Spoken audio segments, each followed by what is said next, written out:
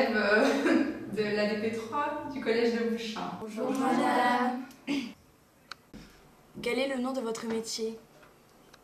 Technicienne poste de travail. En quoi consiste votre métier? Je fais principalement du support utilisateur, donc on travaille dans une société, il y a 500 collaborateurs, et donc on est joignable par téléphone via un logiciel sur lequel les utilisateurs peuvent créer des tickets d'incident, ou par mail également, donc ils nous disent ce qu'ils ont comme soucis, s'il y a des demandes à faire parce qu'ils ne sont pas habilités à faire telle ou telle action. Ils nous font ces demandes où ils nous déclarent des incidents que nous on va résoudre, soit tout seul ou alors on est aidé par d'autres informaticiens. Pour quelle société travaillez-vous? C'est l'IRSEM. Qu'est-ce que l'IRSEM? C'est une caisse de retraite complémentaire. Et après, il y a de la mutuelle, il y a des assurances, ils proposent pas mal de choses. Pouvez-vous décrire une journée type? Alors ça dépend, parce qu'on est sur des horaires, donc nous on assure une continuité de service, donc on doit être présent entre 7h30 et 18h. Il faut toujours qu'il y ait quelqu'un présent au support pour répondre au téléphone. Donc si j'arrive à... C'est pas la même journée, du coup, on va faire une journée où on commence à 7h30, donc il faut être présent. Parce qu'on a souvent des gens qui nous appellent dans ces horaires-là. Alors souvent c'est des problèmes de mot de passe, ils n'arrivent pas à se connecter, ils ont oublié leur mot de passe, ils sont revenus de vacances et ils ne savent plus se connecter. Donc on fait ça jusqu'à 9h30 à peu près. À ce moment-là, l'équipe est au complet à 9h30. Et alors après, ça dépend. On continue toujours ces activités-là de support. Et à côté de ça, généralement, on a des missions diverses. Ça dépend de qui. On a un petit peu des particularités dans l'équipe. Donc on ne gère pas, moi principalement, je vais gérer tout ce qui est arrivée de collaborateurs.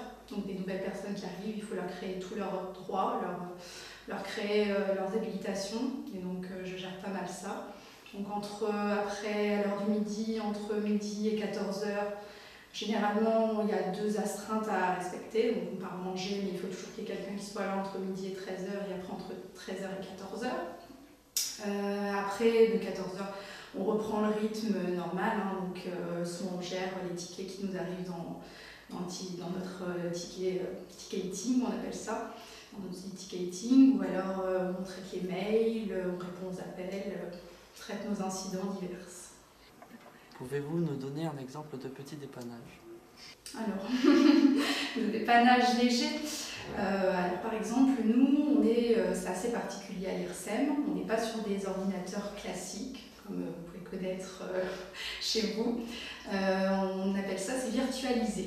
Donc du coup, les postes de travail ne sont pas, c'est pas l'ordinateur classique, ils ont un petit boîtier de ce type-là. Voilà, de ce type-là. Et ensuite, quand ils vont se connecter, donc le boîtier permet simplement l'affichage de l'image, ils vont se connecter, ça va les récupérer tout leur poste de travail qui est stocké sur un serveur. Donc ils peuvent se connecter de n'importe quel boîtier partout dans l'entreprise, ils vont récupérer comme leur environnement de travail tel qu'il est n'importe où. Donc ça, des fois, parfois, il peut y avoir des petits soucis, la machine n'a pas redémarré correctement, donc là ils nous appellent, ils nous disent j'ai ma VM, machine virtuelle, qui ne se lance pas, et de ce fait-là, il faut que nous on regarde dans l'interface. Donc, je vais vous montrer un petit exemple très intéressant. Moi je vais connecter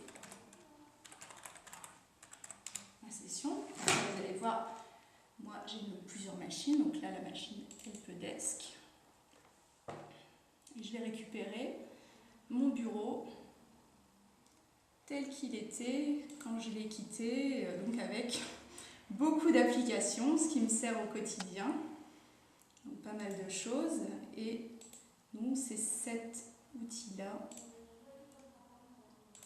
qui nous permet donc de redémarrer. Donc on a par exemple, si moi-même je me dis, ça c'est mon trigramme, c'est ça qui me reconnaît dans l'entreprise, sur le poste de travail. Si je me dis que je m'appelle et je me dis j'ai pas ma machine, et ben je vais pouvoir voir ici Helpdesk, ah ben non, elle est bien connectée. Donc des fois on peut faire des actions comme ça, si on voit que c'est déconnecté, non disponible, enfin qu'il y a une action à faire, on le fait via cette interface-là. peut être un exemple.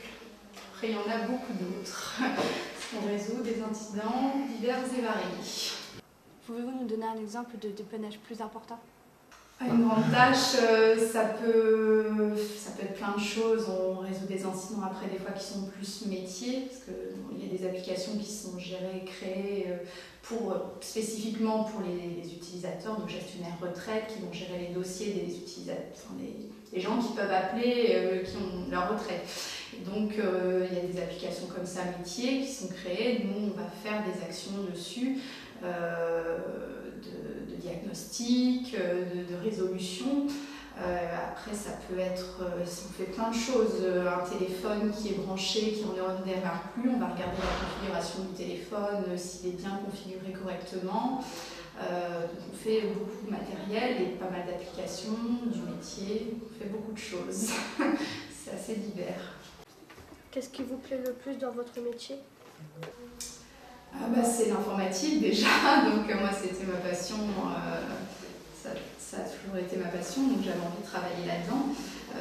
Après, le fait que ce soit, qu'il y ait plein de choses, il n'y a pas de journée qui se ressemble, on est au contact des utilisateurs qui nous appellent, c'est gratifiant d'arriver à leur résoudre leurs problèmes. Après, c'est encore plus gratifiant quand c'est des problèmes qui sont un petit peu plus compliqués. Un simple mot de passe, ça va vite, même si l'utilisateur est très content. Mais par contre, c'est vrai que c'est intéressant quand on passe plus de temps à résoudre un incident, qu'on va plus loin. À la fin, quand on a su faire en sorte que ça fonctionne, c'est gratifiant. Vous aimez tout dans votre métier? Il n'y a pas de choses. Après, moi,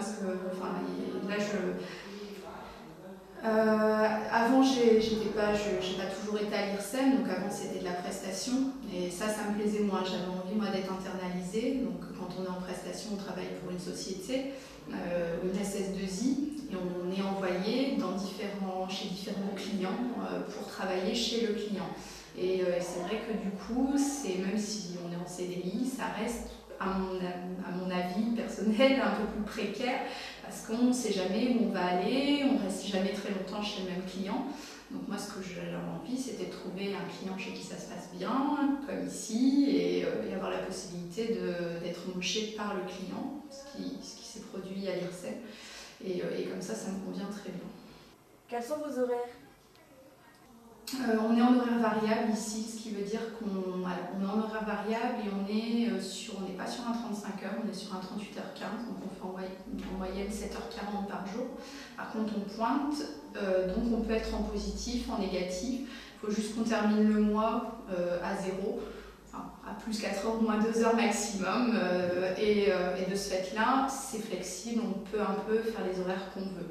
Après, nous, on a la particularité au support de devoir avoir une présence minimum, donc on s'arrange entre nous. On a un petit agenda et on dit moi je peux être là à 7h30 tel jour, moi je peux finir à 18h tel autre jour.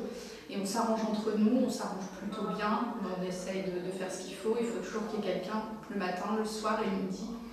Et après, à côté de ça, on fait les horaires comme on l'entend. Votre métier vous fait-il aussi travailler chez vous? Non. Avez-vous des déplacements à effectuer? On peut en avoir, moi j'en ai rarement. Mes collègues du support informatique en ont déjà eu parce qu'on a des agences. Donc on a quelques agences au sein de la France, à Marseille, à Nantes. Donc il peut y avoir des déplacements, ça reste très rare. Là il y a eu un déplacement parce qu'on a changé les téléphones portables, on a changé d'opérateur. Donc du coup il fallait passer d'un téléphone à un autre, donc les données à transférer. Donc là tous les agents s'étaient regroupés à Paris et j'ai un collègue qui est allé sur Paris faire le changement de téléphone. Qu'est-ce qui vous a poussé à faire ce métier? Moi, là, c'est la passion de l'informatique. Après, il y a plusieurs choses. Moi, j'étais plutôt intéressée par vraiment le poste de travail, le réseau, pas le côté développement d'applications. Donc, je suis partie là-dessus. Après mon bac, j'ai fait un BTS informatique de gestion, option administrateur réseau.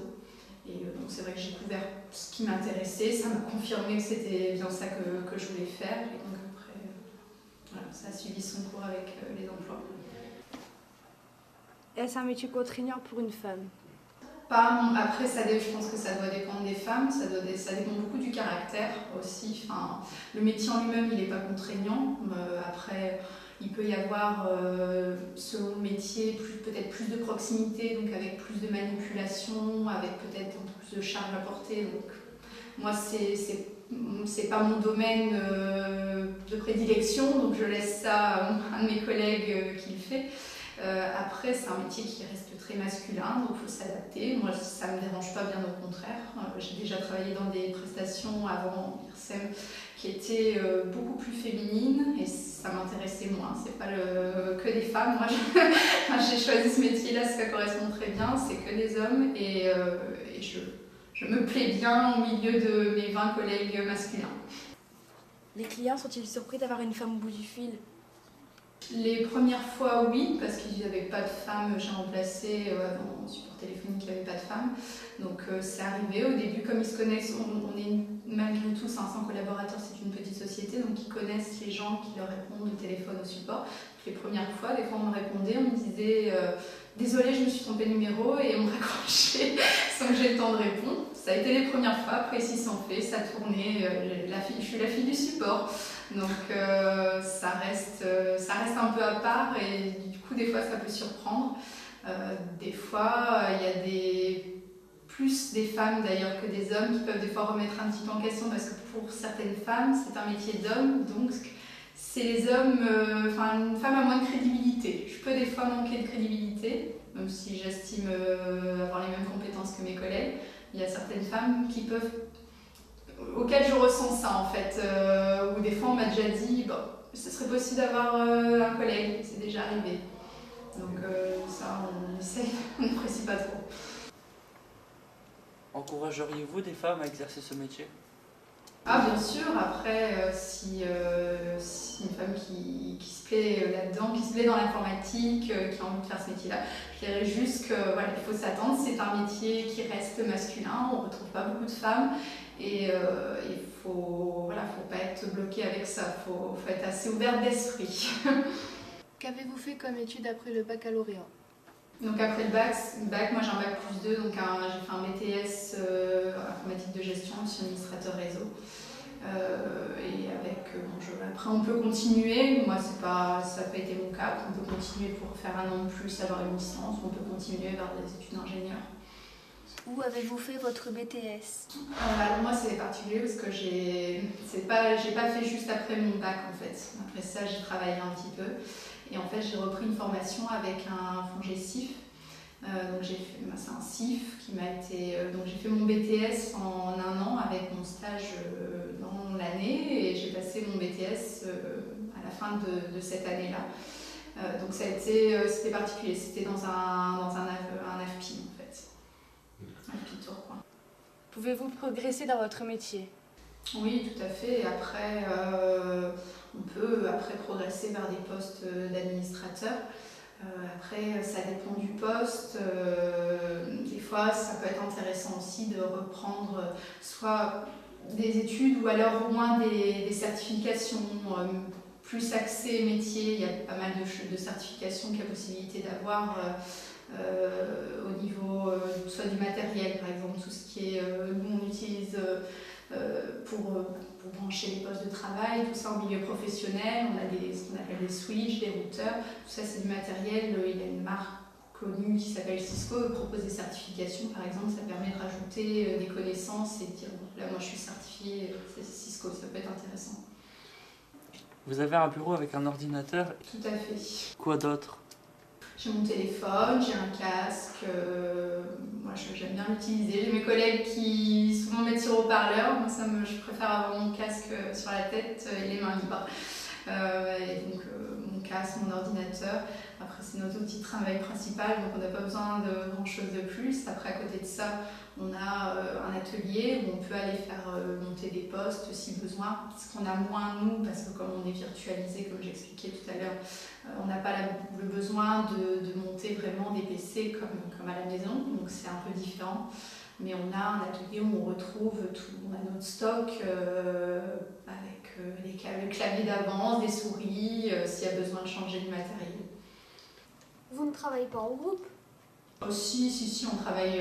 Après, nous, c'est important de travailler en groupe, surtout au support. On n'a pas toutes les connaissances. On a des fois une problématique qui va se présenter, on n'a pas travaillé dessus avant. C'est un peu dommage de passer 2-3 heures pour poser des problématiques assez importantes, alors qu'on poserait la question à notre voisin qui a déjà eu le même souci, qui a déjà cherché 3 heures et qui a déjà la réponse. C'est intéressant de communiquer, donc on communique beaucoup entre nous pour se prévenir par exemple qu'il y a un incident, une panne générale sur une application. C'est important de le dire aux autres, ils vont avoir des appels. Moi j'ouvre par exemple l'incident, j'ouvre un incident général, je communique à mes collègues pour leur dire moi j'ai un incident général, voilà, si vous avez un appel, soyez-en au courant. Et après on travaille beaucoup, même nous on prend les appels, donc on est censé résoudre les premiers incidents, et quand on ne sait pas passer l'incident aux administrateurs, on a quand même l'avantage dans cette à l'IRSEM, qui est une petite... Voilà, on est sur le même plateau que les administrateurs en question, donc on ne fait pas simplement que leur envoyer une fiche d'incident. On peut aller les voir, leur poser la question, ils viennent des fois regarder avec nous sur le poste, et on cherche ensemble, et c'est valorisant parce qu'on avance et on acquiert un peu plus de connaissances voilà, au fil du temps. Et donc on travaille quand même beaucoup, et après on travaille aussi en équipe avec d'autres équipes, les développeurs, eux vont développer une application, il faut qu'ils nous transmettent les informations pour que nous derrière, quand on va faire le support de cette application, soient capables d'avoir toutes les informations en lien. Qu'est-ce qu'on dit à Madame Carême Amélie? Merci. De rien. Et on lui dit... Au revoir.